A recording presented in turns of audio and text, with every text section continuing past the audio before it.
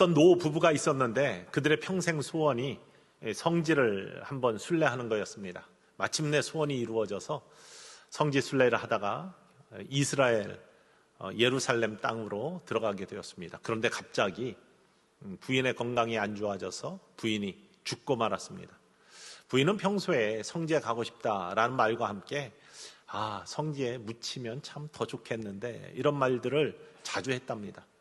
남편의 갑자기 부인이 죽은 그러한 슬픔 속에서도 부인의 말을 기억하고 그러면 여기에서 그냥 장사를 지내야 되겠다 생각하고 급하게 장례를 준비하고 이제 매장을 하기 위해서 관을 들고 운구를 하는 찰나였습니다. 근데 운구하는 사람들이 서툴러서 운구를 하다가 관을 쾅 떨어뜨렸답니다. 관뚜껑이 벌떡 열리면서 부인도 벌떡 일어났습니다. 살아났습니다. 부활의 놀라운 신비가 눈에 보여진 겁니다. 부인이 성지에서 이런 것 때문에 그런가? 하여간 기적을 체험한 그 사람들은 놀랐고 또 남편도 참 좋아서 부인과 함께 비행기를 타고 고향으로 돌아갔답니다. 그런데 얼마 안 있어서 부인이 다시 죽었대요. 얼마나 안타깝습니까?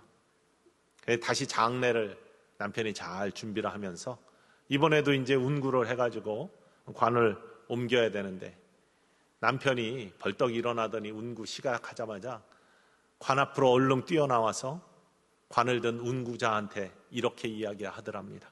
조심하세요. 놓치면 안 돼요. 놓치면 절대 안 됩니다. 부인이 다시 살아날까봐, 부활할까봐. 여러분, 부활이 뭡니까? 죽은 자가 다시 살아나는 겁니다. 우리는 몸의 부활을 믿는 사람들입니다.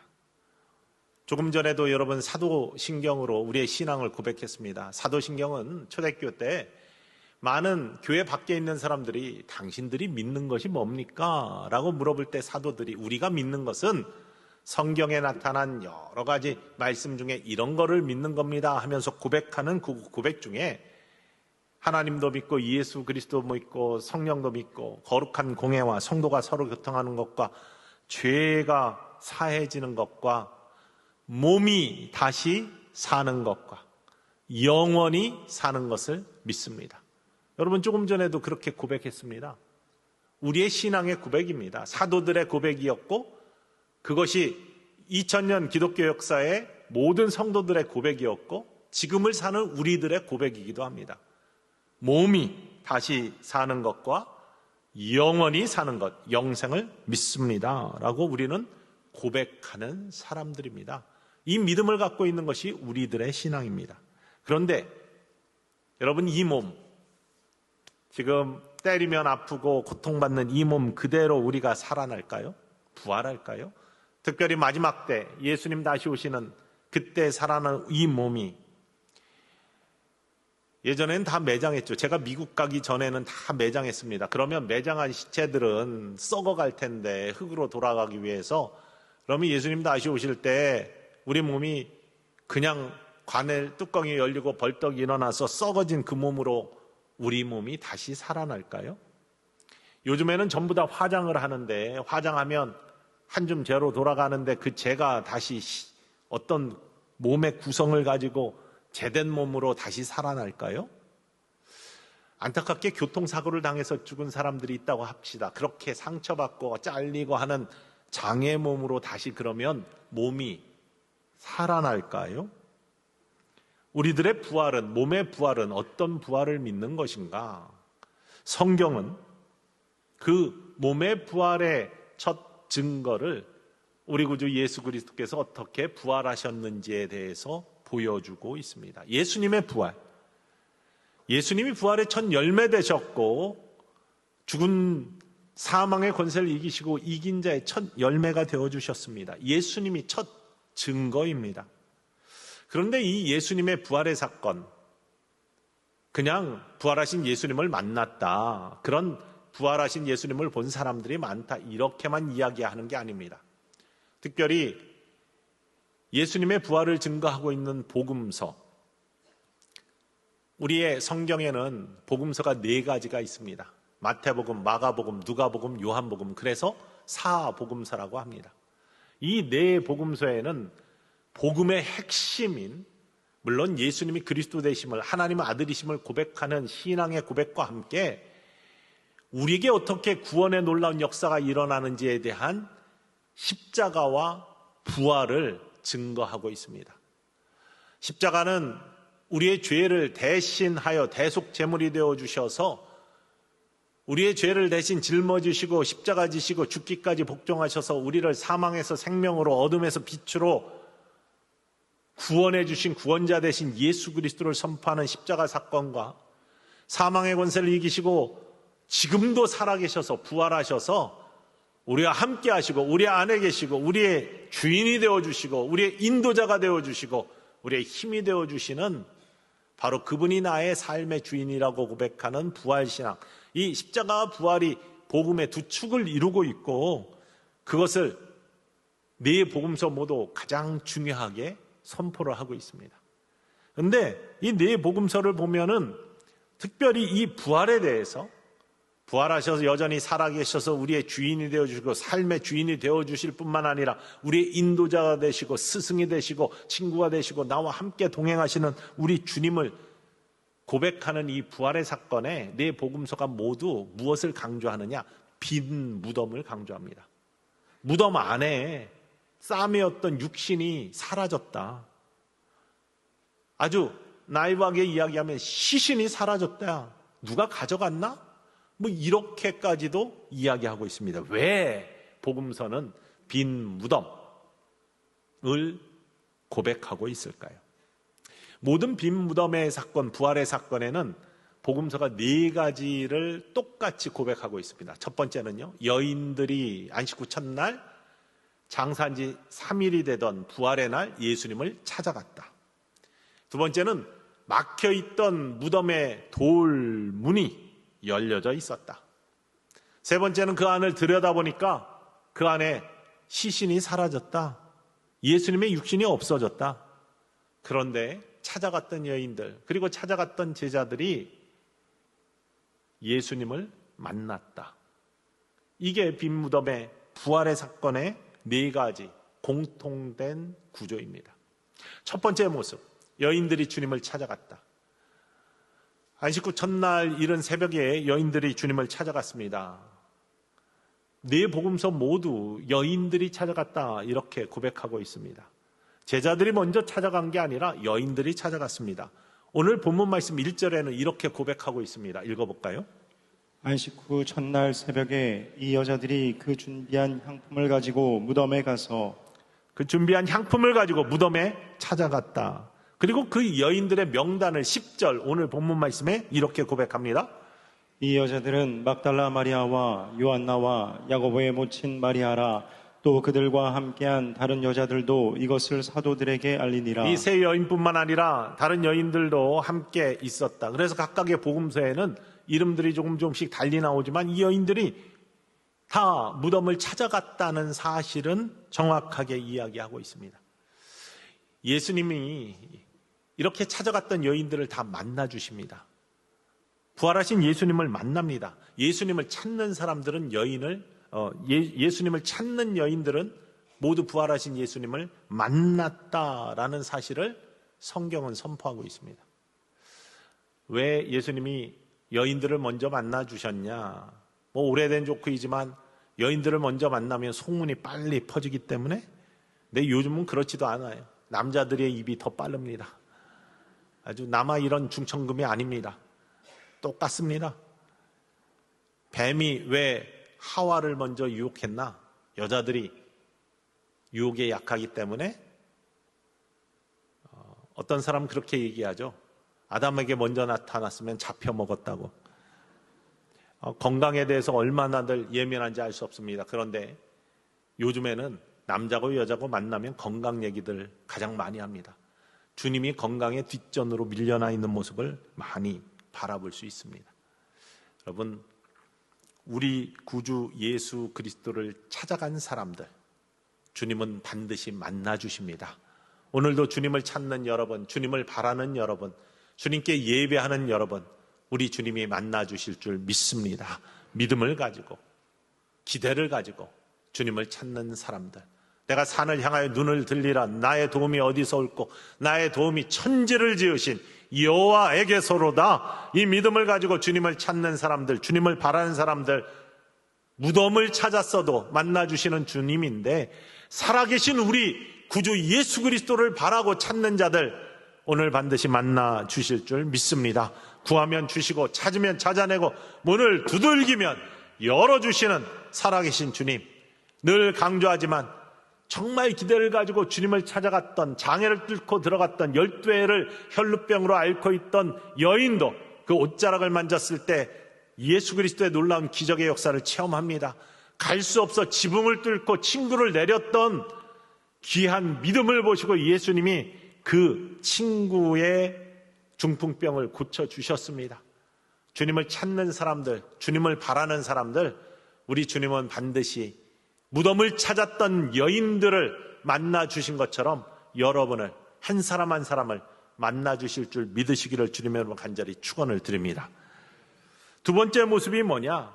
갔더니 돌이 옮겨져 있었다. 무덤을 막고 있던 돌을, 예수님을 막고 있던 돌이 옮겨져 있었다. 오늘 본문 2절 말씀입니다. 읽어볼까요? 돌이 무덤에서 굴려 옮겨진 것을 보고. 이것은 오늘 누가복음 말씀만 아니라 요한복음 20장 1절 말씀도 이렇게 고백합니다. 안식 후 첫날 일찍이 아직 어두울 때에 막달라 마리아가 무덤에 와서 돌이 무덤에서 옮겨진 것을 보고. 돌이 무덤에서 옮겨진 것을 보고. 마가복음에도요 16장 4절에 이렇게 고백하고 있습니다.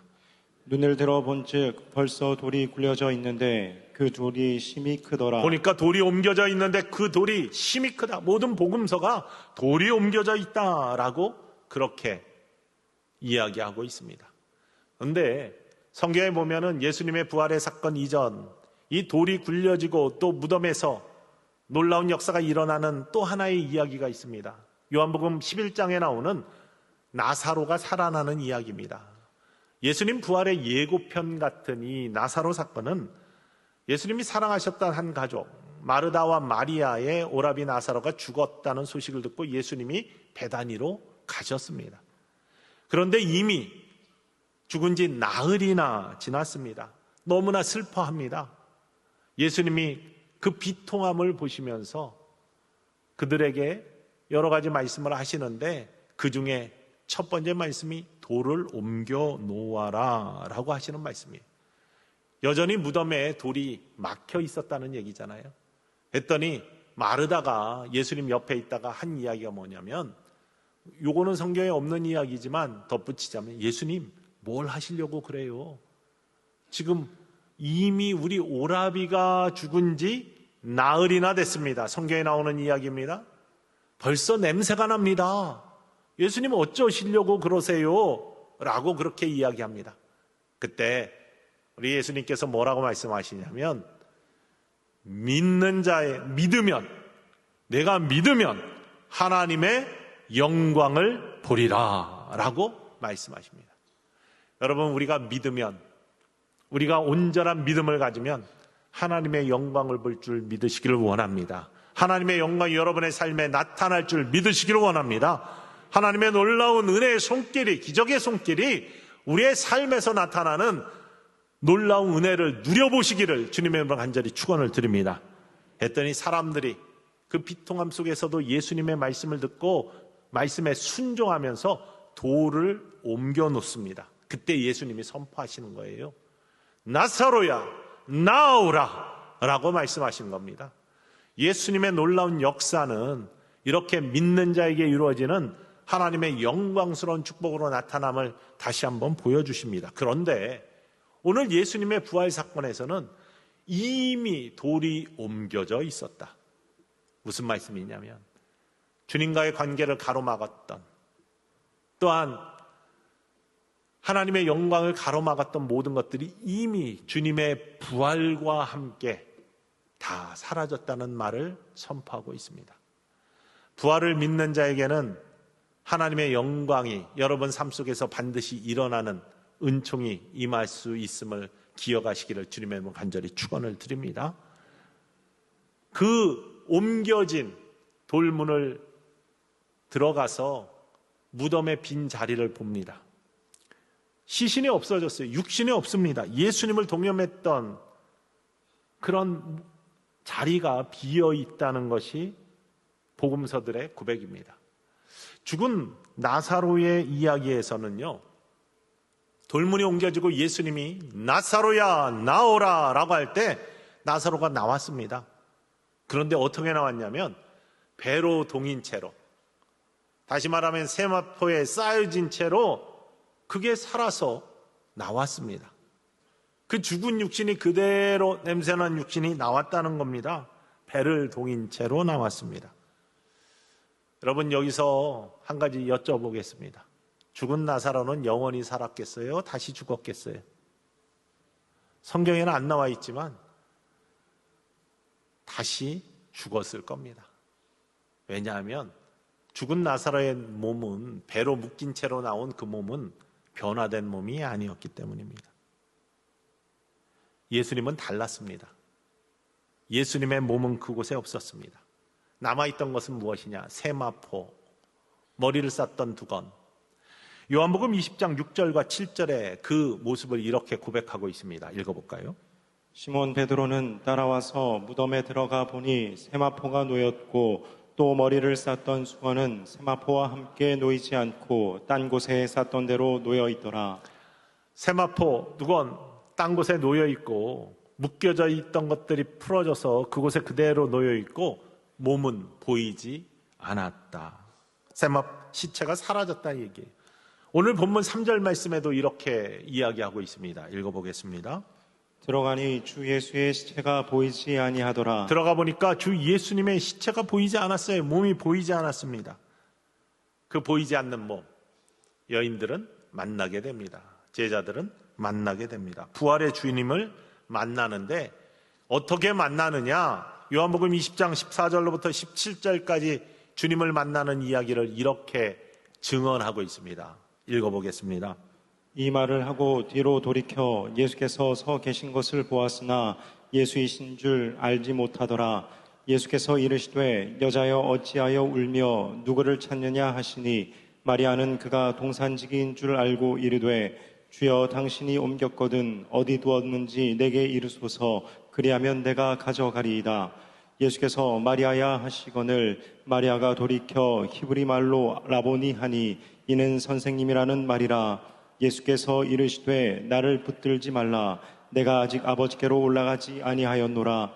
너는 내 형제들에게 가서 이르되 내가 내 아버지 곧 너희 아버지 내 하나님 곧 너희 하나님께로 올라간다 하라 하시니. 아멘. 여러분, 마리아가 예수님을 만나는 광경을 보면요, 처음에 예수님이 나타나셨는데 못 알아봅니다. 동산지기인 줄 압니다. 그럴 수 있습니다. 이른 아침 머리에 한 새벽 동틀 무렵 잘 보이지 않고 구별되지 않으니 예수님인지 못 알아볼 수 있습니다. 그러나 그래서 그랬던 것이 아니라는 것을, 예수님의 음성을 들으면서 라보니 하면서 예수님인지 알아챕니다. 그런데 예수님께서 나를 만지지 마. 뭔가 이상합니다. 뭔가 다릅니다.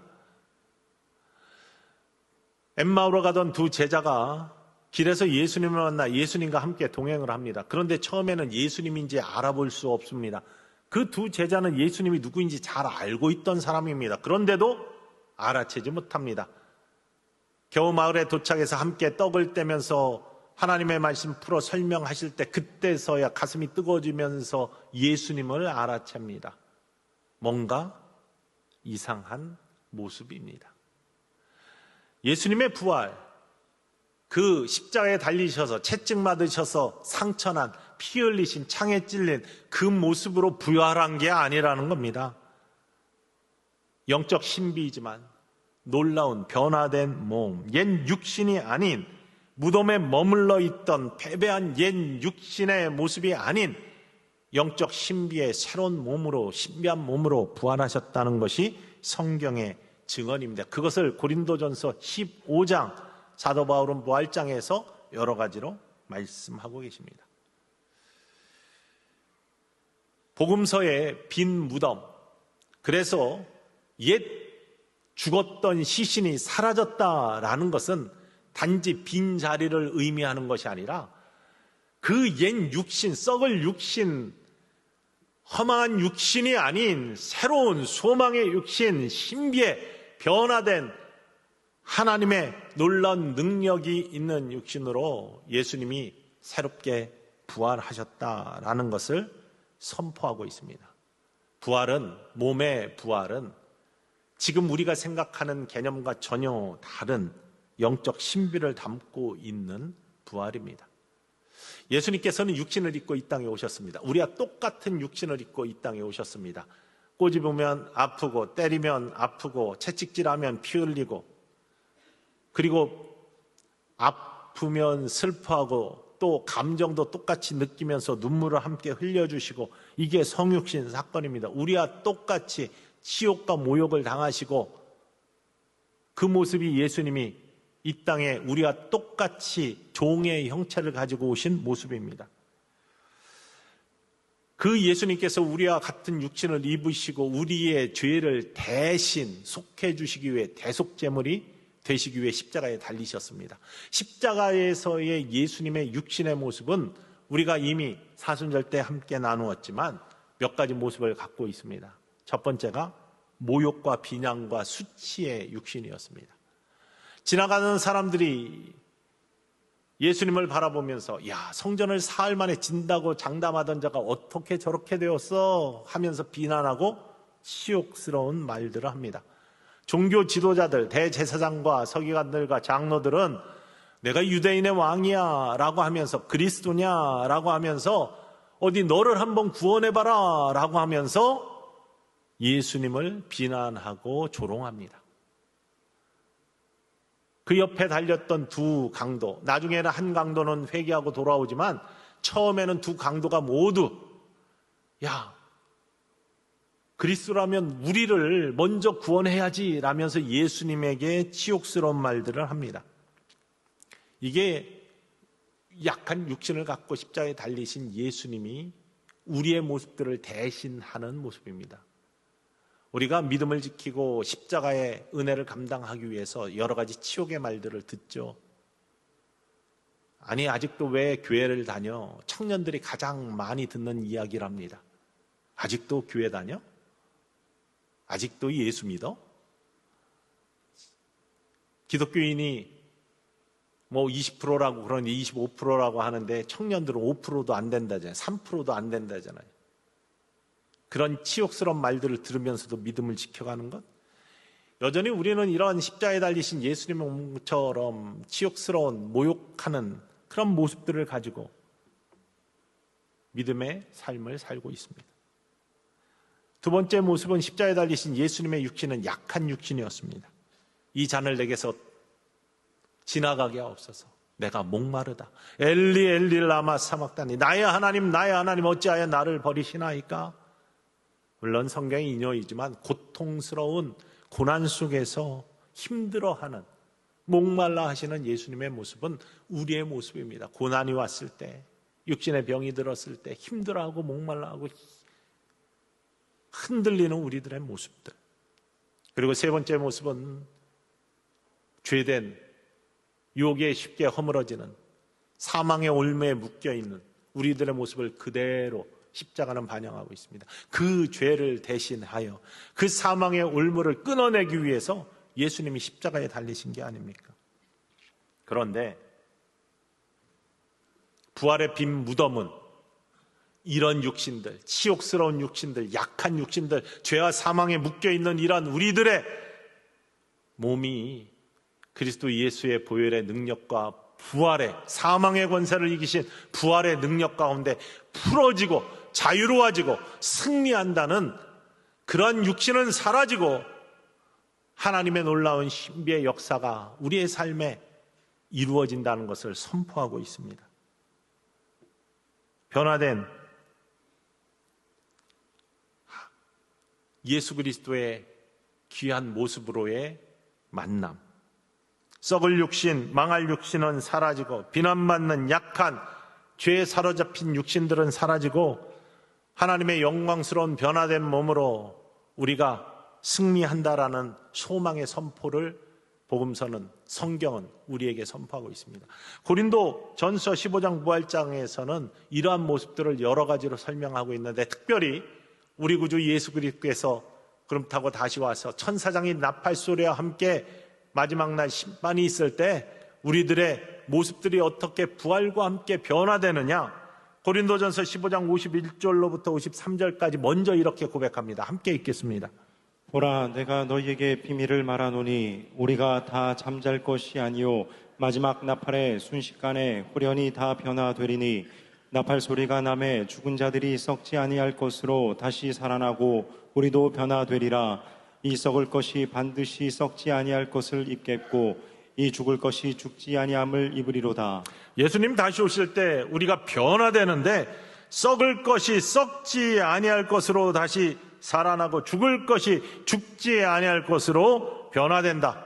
성경의 진리의 말씀입니다. 무슨 말씀입니까? 우리가 죄와 사망의 권세로부터 벗어나 영원한 생명의 온전한 하나님 나라의 백성이 된다. 뿐만 아니라 고린도전서 15장 42절로부터 44절까지는 또 이런 고백을 합니다. 읽어볼까요? 죽은 자의 부활도 그와 같으니 썩을 것으로 심고 썩지 아니할 것으로 다시 살아나며, 욕된 것으로 심고 영광스러운 것으로 다시 살아나며, 약한 것으로 심고 강한 것으로 다시 살아나며, 육의 몸으로 심고 신령한 몸으로 다시 살아나나니, 육의 몸이 있은즉 또 영의 몸도 있느니라. 성경은 우리에게 썩을 것으로 심고 썩지 아니할 것으로 다시 살며, 욕된 것으로 심고 영광스러운 것으로 다시 살아나며, 약한 것으로 심고 강한 것으로 다시 살아나며, 육의 몸으로 심고 신령한 몸으로 다시 살아나라니, 육의 몸이 있은즉 영의 몸이 있다. 여러분, 이것은요 신비입니다. 우리는 우리가 이해하는 것만 이 땅에 있는 것 같지만 그렇지 않습니다. 우리가 보지 못하는 것들의 증거가 믿음이고, 믿음의 눈으로 볼 때 보이는 신비의 세상이 있습니다. 빨주노초 파남보 가시광선 안에 들어있는 것만이 창조의 세계가 아닙니다. 빨간 선 밖에 있는 적외선도 있고, 보라색 밖에 있는 자외선도 있습니다. 눈에 보이지 않지만 특별한 장치를 통해서 볼 수 있는 것처럼 믿음의 눈으로 봐야지만 보이는 우리의 상식을 뛰어넘는 신비의 세상이 하나님의 창조의 손길 안에 들어있고 영적 세상입니다. 주님 다시 오실 때 우리가 그렇게 변화된다. 욕된 것으로 심고 영광스러운 것으로 다시 살아요. 우리의 모든 수치, 약한 것들이 변합니다. 약한 것들로 심고 강한 것들로 다시 산다고 했습니다. 뿐만 아니라 그 변화된 모습이 어떤 신비의 모습이냐, 데살로니가전서 4장 16절과 17절 말씀에 이렇게 고백하고 있습니다. 주께서 호령과 천사장의 소리와 하나님의 나팔 소리로 친히 하늘로부터 강림하시리니, 그리스도 안에서 죽은 자들이 먼저 일어나고 그 후에 우리 살아남은 자들도 그들과 함께 구름 속으로 끌어올려 공중에서 주를 영접하게 하시리니, 그리하여 우리가 항상 주와 함께 있으리라. 주와 함께 영원히 있는데, 주님 다시 오실 때 먼저 죽은 자들이 살아나고 우리도 있는 몸 그대로 끌려 올라간다. 변화되어서 들림받는다라고 성경이 고백하고 있습니다. 이거는 지금의 우리의 개념으로는 이해가 안 가는 겁니다. 믿음은요, 이해 그 자체가 아닙니다. 이해를 뛰어넘어 있습니다. 그래서 캔터버리의 대주교였던 안셀무스는요, 크레도 우트 인텔리감, 라틴 말로 이해하기 위해서 나는 믿습니다, 이렇게 고백합니다. 믿으면 보이는데 믿지 않으면 안 보이는 것들이 있습니다. 믿음의 눈이 열리면 하나님의 신비의 모습들이 보이는데, 영적 세계가 보이는데, 믿지 아니하면 보이지 않습니다. 눈에 보이는 것만 있는 줄 알고 삶을 살아가는 것이죠. 마지막 때 우리들의 몸의 부활의 변화의 모습들을 예수님이 친히 부활하셔서 보여주셨습니다. 첫 열매, 첫 증거입니다. 고린도전서 15장 51절과 52절에도 이렇게 마지막으로 이야기하고 있습니다.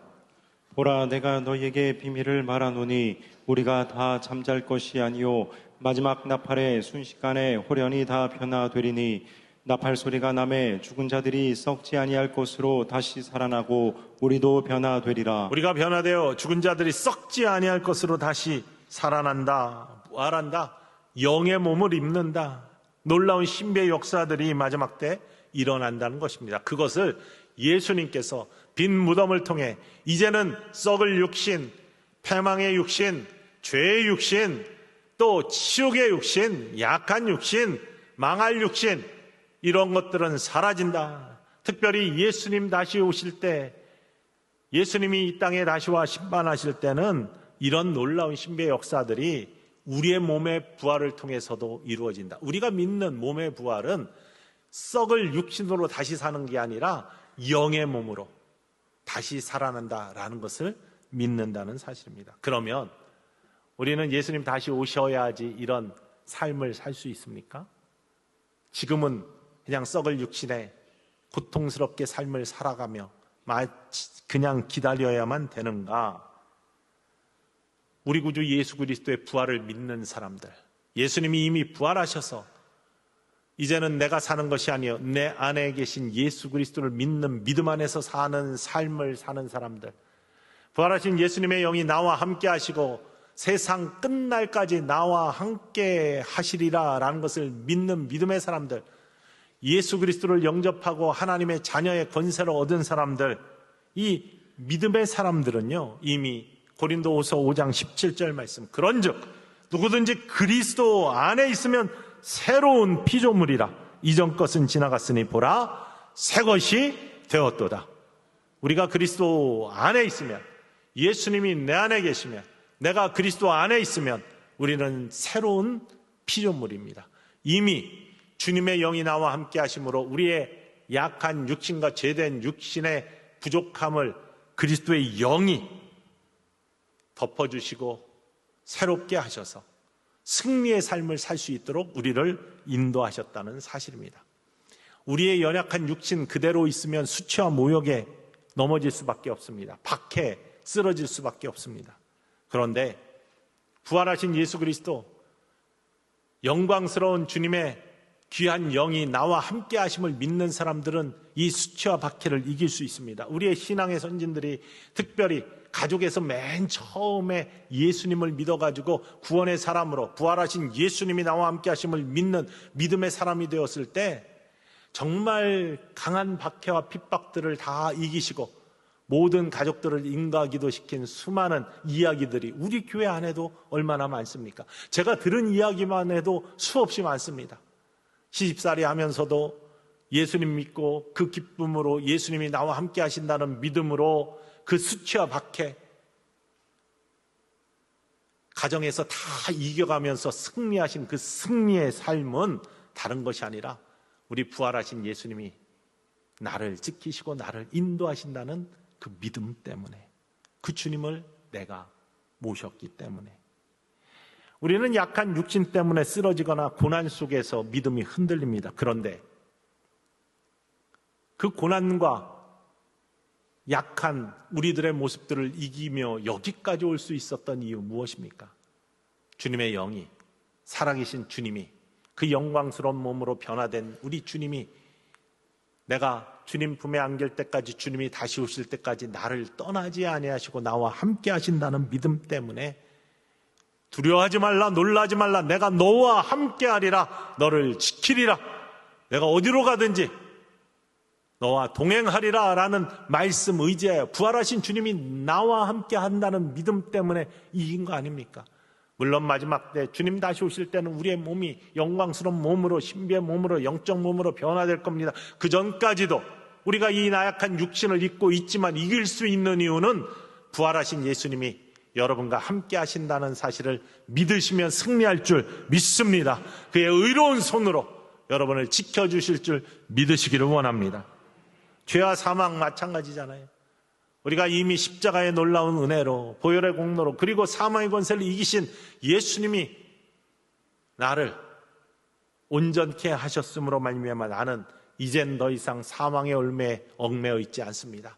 어떤 죄의 유혹이 와도 주님이 함께 하시면, 내가 홀로이면 넘어질 수밖에 없지만 주님이 나를 지켜주시면, 나와 동행하시면 이겨낼 수 있습니다. 세상을 이깁니다. 죄악을 이깁니다. 유혹을 이깁니다. 이게 우리의 고백이 아닙니까? 그 예수님, 지금 보이지 않는 우리들의 무덤에도 여러분의 몸은 우리 주님의 빈 무덤처럼 나의 나약한 육신들은 이미 사라졌습니다. 주님이 나와 함께 하실 때 나는 모든 약한 것들, 욕된 것들, 썩을 것들은 이기며 이 땅을 살아갑니다. 이런 고백이 있는 천성의 모든 가족들 되기를 주님의 이름으로 간절히 축원을 드립니다. 부활하신 주님을 믿으면, 믿음의 눈이 열리면 빈 무덤, 여러분의 빈 무덤이 보일 줄 믿으시기를 주님의 이름으로 간절히 축원을 드립니다.